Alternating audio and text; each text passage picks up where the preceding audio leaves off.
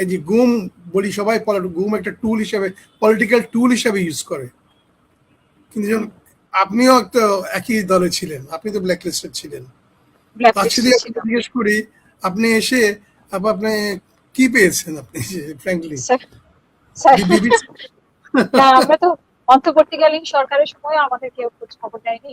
কখনো দেয় না। এখন যে একটা সরকার এসেছে তারও আমাদের কোনো খবর নেই। আপনাদের কিছু দরকার নাই, all we want is a recognition, যে আপনাদের রিকগনাইজ করা, সার্টিফিকেট দেওয়া, গেজেট করা যে এরা মুক্তিযোদ্ধা, আর তো কিছু নেই। আর কি পাবেন? আপনার ছেলে যদি একটা সার্টিফিকেট দেখাতে পারে যে আমার মা এই স্বৈরাচারের যুদ্ধের সাথে ছিল, এইটাই তো আমরা এটা পাই। এটা এর জন্য যুদ্ধ আমরা করে যাচ্ছি এখনো, যাই না আসবে কি আসবে না, সবাই পেয়েছে, কিন্তু আমরা অন্য পয়েন্টে চলে গেছি। সো আপা এই আয়না করে যারা ছিল, কিংবা joint interrogation sell TFI, because of my length of stay 16 মাস, ওখানে 2-3 মাস পরে পরেই খালি চেঞ্জ হতো, নতুন নতুন লোক আসতো। এন্ড প্রত্যেকে কিন্তু আপা একদম একদম মানে একদম lower tyre of the segment of society, নামাজ পড়ে কিংবা আপনার মাদ্রাসা টিচার, মাদ্রাসা ছাত্র, এদেরকে নিয়ে আসতো। কারণ এদেরকে আমাদেরকে ব্র্যান্ড করা হতো যে ইসলামিক টেররিস্ট স্টেট। আমরা নাকি আফগানিস্তানের তালেবান হচ্ছি।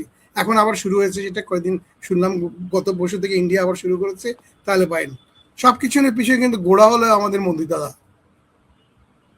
নরেন্দ্র মোদী, বিজেপি এবং RSS, ওদের হিন্দুস্তান, ওদের Chanakya theory.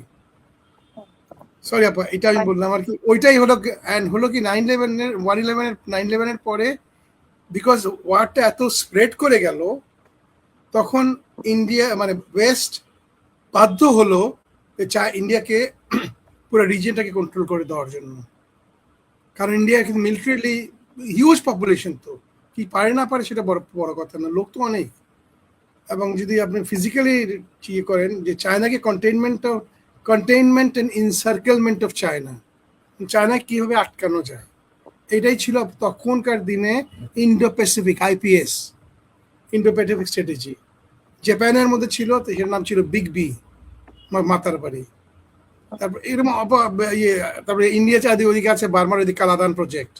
So it's a very huge subject আপা, it's not very simple, very complex.